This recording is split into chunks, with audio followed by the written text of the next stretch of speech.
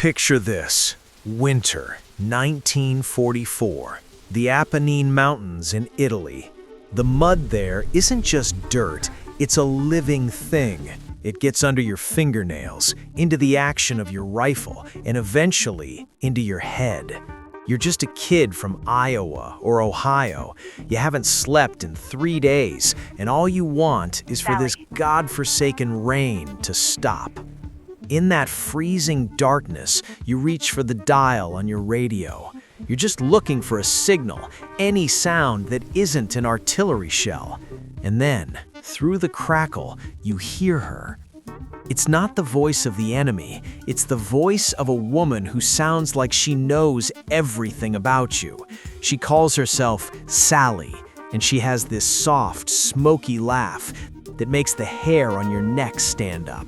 She plays jazz, the same Glenn Miller tracks you used to dance to back home before the world went to hell.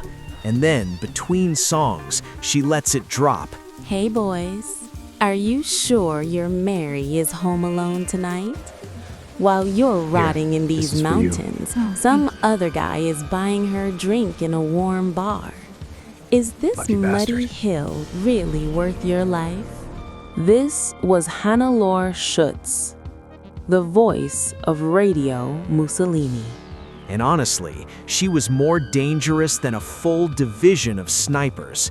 I lived in the States and loved England. At one of us feel was special. It connected us all. You know what the strangest part is? Hannelore wasn't some goose-stepping fanatic in combat boots. She was a socialite. She'd lived in the States. She loved England, and she knew her jazz. She was one of us, and that's exactly why the GIs listened. When Mussolini set up his puppet republic in Salo, he was desperate. He didn't need people to scream slogans. He needed someone who could crawl inside a soldier's soul.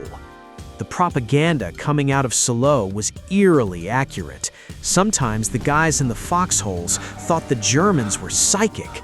Imagine sitting in the rain and hearing your own name. Congratulations to Sergeant Jones on the birth of his daughter.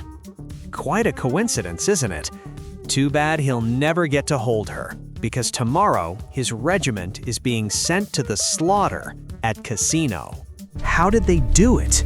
It wasn't magic, it was cold, clinical intelligence work. They interrogated POWs, read letters found on the dead, and scoured local newspapers from tiny American towns that made their way through neutral countries. They pieced your life together just to break it during a commercial break. Hannelore was a master at weaponizing guilt and jealousy. She kept hammering the same nerve. The British are using you, the officers are safe in their villas, and the women back home, well, they're moving on. It was pure psychological venom. Allied censorship reports from the time actually noted that after a Sally broadcast, morale would tank, men would go quiet, some would just stop caring. She proved that a word, spoken the right way, could be more effective than a bayonet. But, as it always does, the music eventually stops. Spring 1945, the front lines are crumbling, Mussolini is on the run, and the studios in Salo are ghost towns. Overnight, the star of the airwaves realizes that the same men who listened to her voice now want her head on a platter. She tried to vanish, to become just another face in the crowd.